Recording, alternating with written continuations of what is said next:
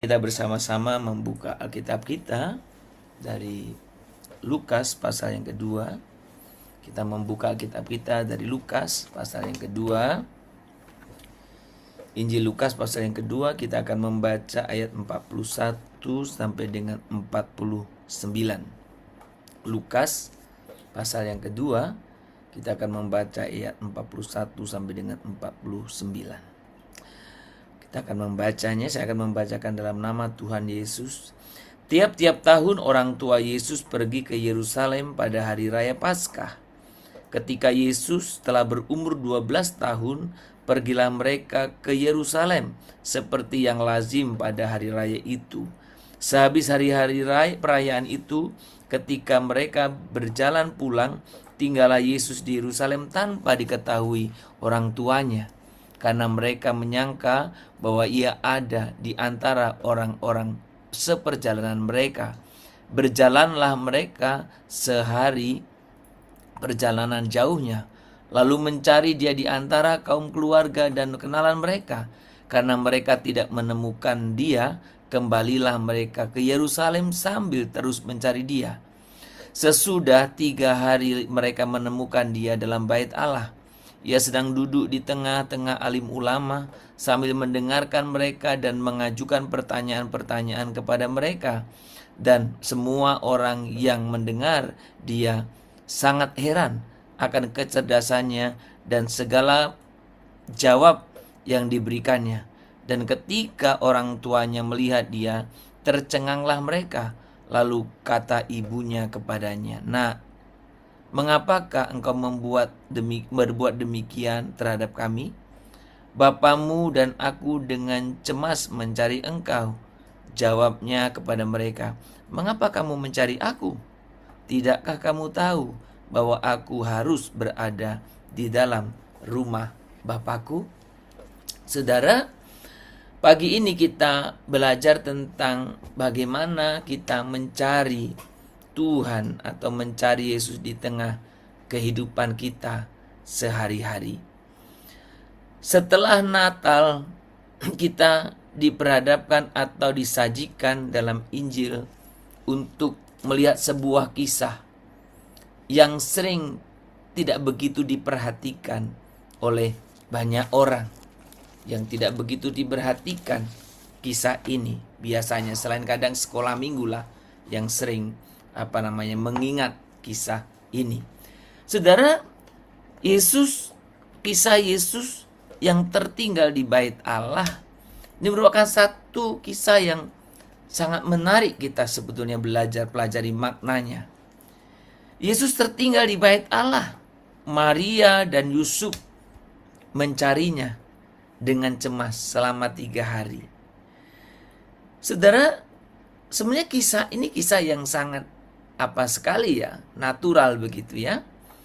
Karena banyak orang pergi ke keramaian dan ya biasa harusnya terjadi seperti itu gitu maksudnya. Jadi kalau kita pergi sama anak-anak, pergi satu tempat kemudian pulang ya pasti anak-anak ngikut kan secara otomatis gitu. Nah, saudara, Yusuf dan Maria berpikir yang sama begitu. Mereka mengira Yesus ada bersama rombongan. Nah, udahlah, aman lah itu. Di tengah-tengah orang banyak kan pasti Yesus juga ikut pulang, pikirnya. Nah, ternyata dalam kisah ini disampaikan tidak itu yang terjadi. Justru Yesus tidak berada di tempat mereka yang mereka duga. Jadi tidak ada di tengah-tengah banyak orang itu.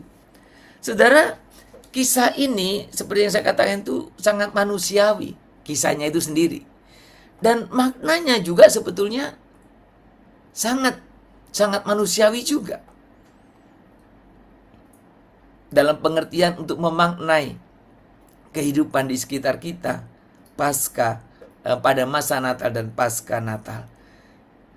Keluarga yang setia, taat beribadah, dan takut akan Tuhan pun kadang bisa kehilangan kepekaan akan kehadiran Allah di tengah rutinitas. Jadi kadang ketika kita analogikan peristiwa ini, kita pun seringkali kehilangan kepekaan Tuhan hadir tidak. Mungkin kita ibadah-ibadah saja. Doa pagi saja. Ikut bergabung begitu. Tapi saudara, ada memiliki kepekaan enggak bahwa Kristus atau Allah hadir di tengah-tengah kita atau tidak? Maria dan Yusuf tidak berdosa sebenarnya. Tetapi mereka lengah. Sebuah peringatan lembut bagi kita, keluarga, orang-orang beriman. Saudara, bahaya terbesar setelah Natal bukanlah penolakan terhadap Allah. Kadang bahaya itu bukan penolakan terhadap Allah. Tetapi yang bahaya adalah menganggap Allah pasti ada tanpa sungguh mencarinya. Menganggap Allah pasti hadir tanpa sungguh mencarinya. Kita bisa sibuk melayani, menjalani kehidupan kita, bekerja, melayani seperti saya bilang, mengurus rumah tangga, bahkan mungkin aktivitas gerejawi yang lain. Namun, perlahan kita kehilangan ruang untuk benar-benar mendengar Tuhan. Saudara, ketika Maria dan Yusuf menemukan Yesus yang ada di bait Allah dan sedang diskusi, apa yang dijawabkan Yesus tadi? Jawab Yesus mengejutkan sekalian mereka. Karena jawaban ini sekaligus menegur. Apa katanya? Saudara, jawaban Tuhan Yesus ini mengingatkan kita. Apa yang dikatakan? Tidakkah kamu tahu bahwa aku harus berada di dalam rumah Bapakku? Yesus mengingatkan bahwa kehadirannya tidak selalu mengikuti asumsi manusia. Kehadirannya tidak selalu mengikuti pikiran kita. Bahkan asumsi religius sekalipun. Wah, kita datang beribadah, Tuhan hadir di sana. Kita berdoa tutup mata, Tuhan ada di sana. Saudara, Tuhan hadir di tempat kehendak Bapa dikerjakan. Tuhan hadir di tempat di mana kehendak Bapa dikerjakan. Iman tidak dipahami sebagai status, melainkan relasi yang harus terus dipelihara.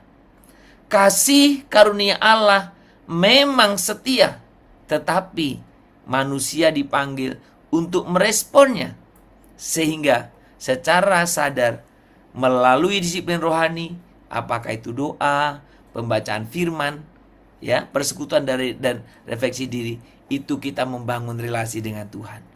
Sudah ada banyak keluarga Kristen pasca atau setelah Natal merasa imannya biasa-biasa saja.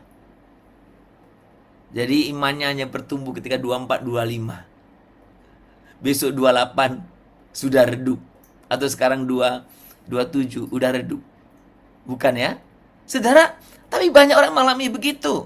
Imannya biasa-biasa saja. Sebenarnya bukan karena Tuhan pergi, tetapi karena kita berhenti mencari Tuhan dengan sungguh-sungguh. Kita berhenti mencari Dia dengan sungguh-sungguh. Kisah Yesus yang tinggal di bait Allah ini mengajak kita untuk berani berhenti sejenak, menata ulang prioritas dan bertanya, di mana Yesus dalam kehidupan kami saat ini? Di mana Yesus dalam kehidupanku saat ini? Kabar baiknya saudara, ketika Maria dan Yusuf mencari dengan tekun, mereka menemukan Yesus. Ini satu kabar baik bagi kita. Karena kalau kita aplikasikan sekarang, berarti ketika kita mencari, memang Allah itu tidak menjauh. Ia menunggu untuk ditemukan kembali. Di ruang doa yang sederhana, di percakapan yang jujur, dan dalam keputusan hidup yang selaras dengan kehendak-Nya. Di ruang doa, di percakapan yang jujur, yang benar, dan di mana kehendak Tuhan dijalankan, di sana Kristus hadir. Saudara, Ada 3 pertanyaan yang saya ajukan kepada kita sebagai refleksi kita. Apakah kita pernah merasa kehilangan kehadiran Tuhan di tengah-tengah atau di tengah-tengah rutinitas kita? Ini Tuhan ada enggak ya? Apakah sudah pernah mengalaminya? Yang kedua, asumsi apa tentang iman dan kehidupan rohani yang perlu kita evaluasi kembali? Apa asumsi kita? Yang menurut saudara setelah kita merenungkan firman Tuhan hari ini perlu dievaluasi. Dan yang terakhir, langkah konkret apa yang bisa kita lakukan untuk sungguh-sungguh mencari Tuhan bersama sebagai keluarga kita? Sebagai keluarga. Langkah konkret apa yang kita bisa lakukan untuk mencari Tuhan bersama? Bersama-sama komunitas maksud saya. Bersama-sama keluarga. Apa yang kita harus lakukan? Saudara, kiranya Tuhan menolong kita untuk kita senantiasa menemukan Tuhan dalam kehidupan kita sehari-hari. Yesus, Kaulah juru selamatku. Ku akui Kau Tuhan bagiku. Kau terang bagi saat gelapku. Kau pintu bagi setiap jalan. Kau Tuhan Yesus, Engkau juru selamatku. Ku akui Kau Tuhan bagiku. Kau terang bagi saat gelapku. Kau pintu bagi setiap jalan. Lebih sungguh lagi katakan, biarlah ini menjadi satu doa dan pengakuan kita. Yesus, Kaulah juru selamatku. Ku akui Kau Tuhan bagiku. Kau terang bagi saat gelapku. Kau pintu bagi setiap jalan. Kau pintu bagi setiap jalan.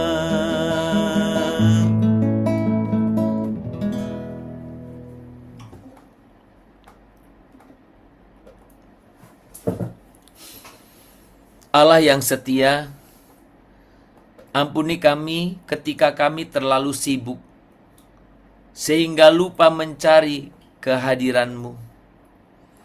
Ajari kami untuk tidak hanya merasa dekat, tetapi sungguh berjalan bersama-Mu ya Tuhan. Tuhan, tata ulanglah prioritas hidup kami, agar Engkau menjadi pusat, bukan pelengkap dalam kehidupan kami. Bimbing keluarga kami untuk terus mencari dan menemukan Engkau dalam kehendak Bapa. Dalam nama Yesus Kristus, Tuhan yang kami cari dan kami temukan, kami berdoa.